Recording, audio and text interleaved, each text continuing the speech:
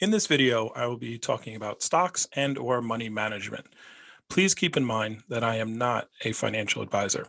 The strategies and the money decisions that I implement are based on my personal financial situation and my goals. How I decide to invest and manage my money may not be the correct strategy for you. You should not take anything said during this video or on the website www.wealthinspiredstudenteducation.com as financial advice. Always do your own research before making any financial decisions.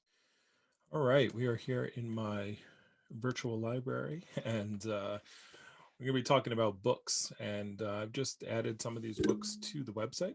Um, and these 5 books that I'm going to talk about here really quickly are ones that really have impacted me. I know reading financial books might be like something that you're not really into, and I wasn't into either at first. However, after reading these books, they've just changed, literally changed my perception of money, my understanding of money, and they're not that hard to read. So I'm going to give you these. They're pretty. They're all of them are pretty short. They're very understandable. There's not a lot of jargon, and most of them actually are stories, which kind of makes them easier to read as far as that goes. So let me talk about the first one here. The first one is called "The Richest Man in Babylon." And this book, I mean, as you can see, it's a very short book, but and it's basically about it's all written in like um I guess medieval times. Like if I read the first little paragraph, it says uh Bansier, the chariot builder of Babylon, was thoroughly discouraged. From his seat upon the low wall surrounding his property, he gazed sadly at his simple home and the open workshop in which stood partially completed chariot. So it's written like that. It's like a story, right? And it talks about him not being happy with his life and going and talking to the moneylender and them teaching him the 5 laws of gold. And this is where we get the phrase that I parrot a lot, which is, you should pay yourself first, or part of what you earn is yours to keep. That's what I got out of this book. And this book is extremely good. It's easy to read.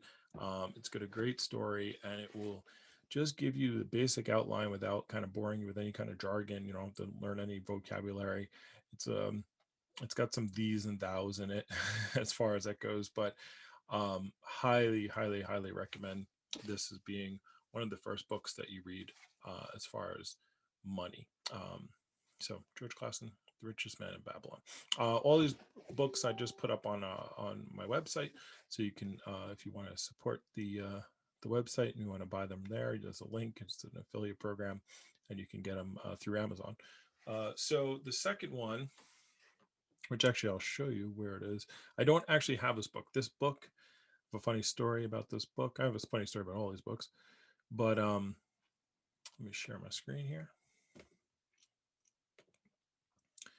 So on my website here, Wealth Inspired Student Education, just put some of these books in here. But the second one is Rich Dad Poor Dad. You probably have heard of this book before. If you haven't, you should. It's probably it's a book that when I read it, I remember to tell you the quick story about this book. I was given to me, and I wasn't really. I was reading some other books. I wasn't really there. That's what it looks like. Um, I don't have one of these books because I'll tell you the story. So it was given to me as a Christmas present. I want to say back in 2003, and I just didn't want to read it. And we're all not prepared to be we're just not ready. Sometimes the parts of our lives were not there. But so I never read the book, even though people told me it was a good book, and I just didn't read it. And then one day, I was reading another book. I think it was 21 Laws of Leadership, if I remember correctly. And my dad was sitting on the couch, and he wasn't doing anything. He wasn't watching TV. He was just laying there. So I tossed him this book, and I said, maybe why don't you read this book? And my dad used to, just so you get a concept of my dad. My dad, did have his master's degree. He passed away uh, in 2011, but this was back in 2003. He had his master's degree, but he didn't read a lot. Like I was really big into reading. He used to yell at me for reading too much. He'd be like, why don't you go out and shoot some baskets? And I was like, what parent tells you to stop reading, right? So I tossed him the book. Um, it's a short book. It's how many pages? It's, I know it says 336 pages, but I feel like that is a very, that's the it was only the one that I read only had 196 pages, so it must be bigger print on here. Um, so I gave it to him, and the next morning we're at breakfast, and I'm sitting there and I'm eating my cereal, and he comes down and he's like, he has the book in his hand. He's like, yeah, this book, you got to read this book. And I'm like, oh, you liking the book? He's like, yeah, you got to read it. I'm like, okay, when you're finished reading it, I'll read it. He's like, no, I'm done reading it. Stayed up all night. He's like, I can't believe I'm 60 years old and I never knew any of this stuff, and this was never been taught to me. This is the book. You got to read this book. And I was like, oh, I was like, wow. I was like, you stayed up all night reading it? He's like, yep. I'm like, all right, well, I'll read it as soon as I get done with this book that I was reading. I had it on the kitchen table, and he's like, takes that book and he closes it up and he throws it away, throws it on the floor, and he goes, you don't need that book, you need this book. And so with that conviction, I read this book, and I will tell you my reaction after reading Rich Dad Poor Dad was I bought 14 copies of it, my own dime, and I gave it to every friend that I had that I thought needed to understand this concept. I literally just went and handed this book out. That's why I actually don't have it, because I actually bought 3 copies recently, and I just gave the last one away again. Um, so I got to buy another copy of this book. But highly recommend this book. I would read this one first, and then I would read this one second. But they're both amazing books. And again, this one is about just perception of money. It's not about like, hey, you got to do this and do that and take your money and invest in this stock. And it's not what it's about. It's about really understanding what money is, how the rich look at the money versus how the poor look at the money. And we just look at money in different ways, different values. You know, debt is bad in one scenario, where debt is good in the other scenario. Or you have to have money to make money is a way one person looks at money, whereas the other person talks about, wealthy person talks about um,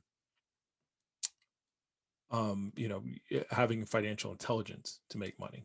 One talks about financial statements, one other one talks about, their career path. And so it's just understanding a different perception that rich don't necessarily work for money, and what they do and what they teach their kids. And it's a really great book. So I highly recommend this one as my book number 2. Book number 3, stop the share here. Actually, you know what? I should have stayed on the share. Oh, well. I'll go to this one here because I have it. So this one is one of the first books that I read that was like a technical kind of book. It's called Creating Wealth by Robert G. Allen. It's about real estate investing. So this isn't a stock market book. This book has like, I didn't understand. It's funny because I read this book and I didn't really. I was a little too early in my investing career, and this book was kind of clarified um by Rich Dad Poor Dad. Like, this was giving me more of the to-dos that I didn't really understand, because I might have been 22, 23 years old when I read this book, and I didn't really have the concepts of buying houses yet. I think I barely bought my first car yet. um but it was good basic reading to understand, equity in homes, and just the different perception of debt and a mortgage, and how that all worked, and how to use that to create wealth. The great thing about this book, the reason I read it, was this guy Robert G. Allen used to do all these crazy contests, like, or challenges. This is before like the internet and ice bucket challenge and all the challenges that go on now. But he was I was listening to, he was on a radio program, and he said he could, if you give him $1,000 and you put him anywhere in the United States, he would, within a month, he would have 10 houses, as far as that goes. And he would buy 10 houses with $1,000. And he did it. And then this radio show person was like, called him to the carpet and was like, yeah, you probably did that in some place where the houses are really cheap, blah blah. He's like, we live in San Francisco, this is the hardest market ever. And so he took the challenge again. And it was something like, it was in a month, it was like a week. And they sent a reporter with him from the radio station to follow him every day. And I think he had a week to buy. He said we're going to buy 10 houses, and or something along those lines, or it might have even been a day or two. It was something less than a week, and he had $100. And at the end of the $100, at the end of the week, the radio show host talks to the reporter that was watching him do everything. The person from the radio show watching him, and he's like, "Yeah, what happened?" He's like, he didn't buy 10 houses." And he's like, "Oh, see, I knew he couldn't do it." He's like, "Yeah, he bought 12, and he gave me back $50 of the 100, and the other 50 he spent on lunches each day." So I was like, it was an amazing story. And I'm probably messing up the number of houses in the days, but it was something crazy like that. And I was like, I gotta get this guy's book. So that's why I bought this book and I read it, and it's a very good book. So I highly recommend that one. Got it on the site as well. Uh, the next book, I'm gonna have to go back to the share screen here, is a book that I got. Not Rich Dad. This one here, it's called The 1 Minute Millionaire. So probably you've heard of the other. You might have heard of this, the Creating Wealth book. You probably, if you've done any kind of research, you've heard of The Richest Man in Babylon and Rich Dad Poor Dad. But this book here, The 1 Minute Millionaire, was a book that I got. It's an amazing, amazing book, and hopefully I can show you a part of it. What they do in this book, it's pretty cool. What they do is they talk about your left brain and your right brain, right? And so what they do is they give you strategies. I know I'm scrolling really quick here, probably driving you nuts. Um, they give you just different kind of strategies to become a millionaire, right? And what they do with the book, I'm hoping they show it. Interest rates. What they do with the book is one side of the page of the book is like if you're left-brained or right-brained, right? So if you use your left brain, which I know this is right, but it's mirrored on my screen here, but then when you're more creative minded, and if you use your right brain, I think you're more uh, facts and whatnot. So the way the book works, I wish I could show you on here, but I couldn't. But I'll show you their second book, which they set up the exact same way here in a minute. Is So this is their second book, which is called Cash in a Flash. Oh, look at that! Oh, because green screen.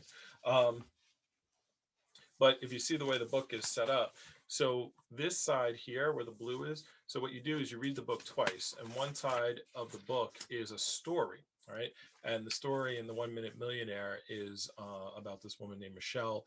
And the book, it starts off, it's a story basically. It starts off with her at her funeral for her husband, and she's got two kids, and as she's at the funeral, the husband's her father-in-law and mother-in-law show up at the funeral, and they hand her papers saying that they want to take her kids, right? Because she doesn't have any money. They never liked her. They thought she was a bad person for their son because their son was above her in status.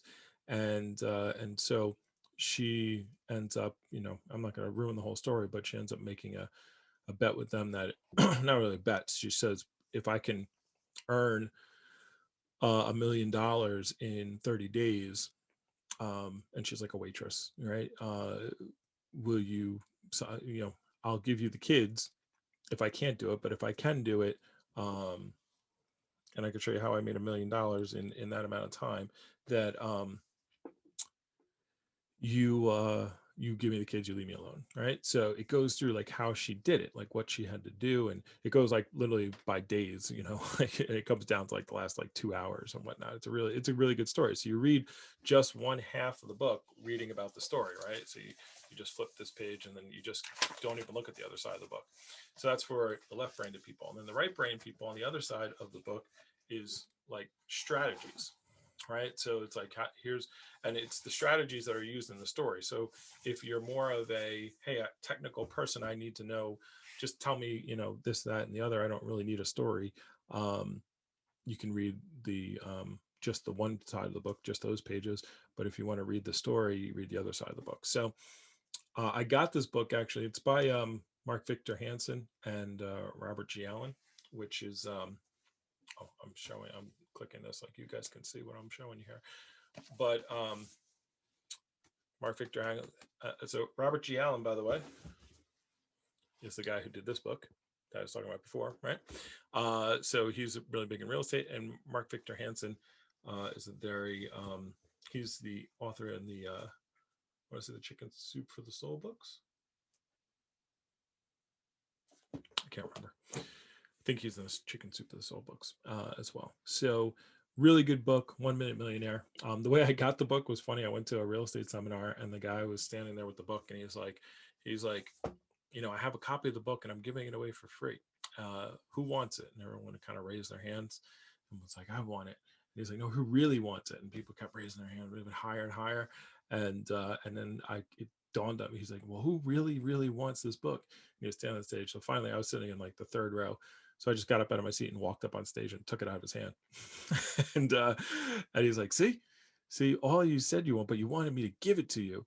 And that person came up and got it. And that's what you have to do in life. You have to go up and get things. And the only reason I knew to do that is because I used to do that as a sales manager to my reps, like to kind of show desire. And it clicked on me. I was like, oh, they're doing what I used to do.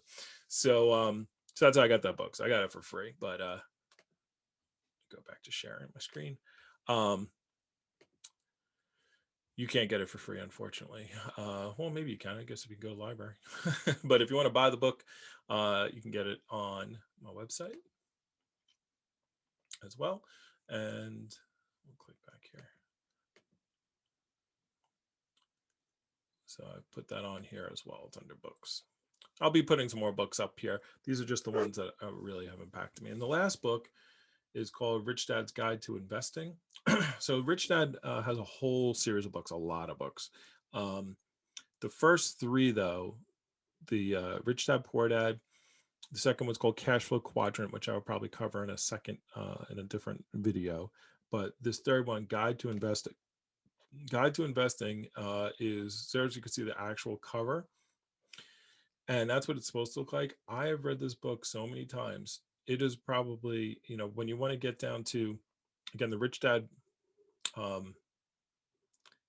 kind of way, the way he writes, it's like the first two books, he's giving you all concepts, nothing concrete. And when you get to the Guide to Investing, it's like, oh, I mean, I've taken so many notes. I read this book. I probably have to read it again now. Just to show you, I know I keep flipping back and forth. So here's my copy.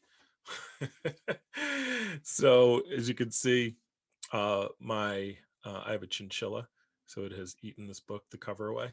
But I will never throw this book away. And I mean, you can see how beaten up it is. But I have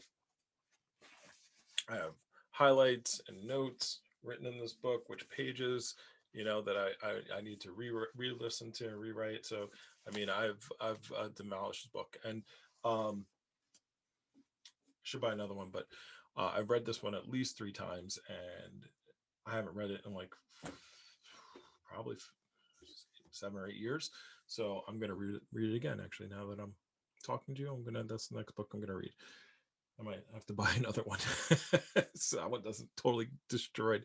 But Guide to Investing, I mean, it is really opens your eyes to business. Anybody who wants to run their own business and be successful at it. And he talks in this one about, if you want to learn how to invest in stocks, it's talking about how to read financial statements. But again, it's not technical jargon. It's written in a way where you can understand it and makes it simple, breaks it down. But it is just talking about how to actually invest, and not only the best way to invest is to run your own business, and it teaches you how to do that as well, and start an actual business, not a sole proprietorship, not like you're a doctor and you have to be there every day. and therefore that's not what he's talking about. He's talking about a business that you build and that runs itself, and that's and how to do that. And so, and it's talking about investing, right? So people, that's the weird thing about it, because you're like, oh, I thought I was going to learn about investing, and now he was talking about how to build a business. But when you learn how to build a business correctly and understand the financials and how that goes, now you can now, because you've done it yourself and you've seen how to do it, and you might be saying to yourself, I don't want to learn how to run a business, but you do. Okay, because then you don't have to be in the rat race anymore, and then if you like doing what you're doing for a living, you can do it. You don't have to worry about money. If you can start and generate your own businesses. So it allows you to understand the financials. The whole purpose of doing it is so you understand how to look at a balance sheet, how to look at an income statement, how to see how cash flows. And now you can, when you go to invest in the stock market or invest in a business, um, somebody else's business, you know what to look for. You understand how it works, and you know if it's just fluff or not. And the more you understand these concepts, the easier it is to analyze businesses. So that's that book. So those are the books. Those are the five that I highly recommend. Again, none of them are very long. I think the longest one is that last one I just talked about. But if you take the time and put it into it, you'll breeze through them all, and you'll be wherever you are in your investing. Even if you're a financial planner right now, if you read these books, I guarantee you, if you haven't read them before, they'll give you a completely different perspective on money, and really help your investing career. So I've talked long enough. I will talk to you all soon. I hope all of you. Please like, subscribe, all that kind of stuff. It definitely helps the algorithm if you do that. Sure, I should have said that earlier. I got to get better at this. And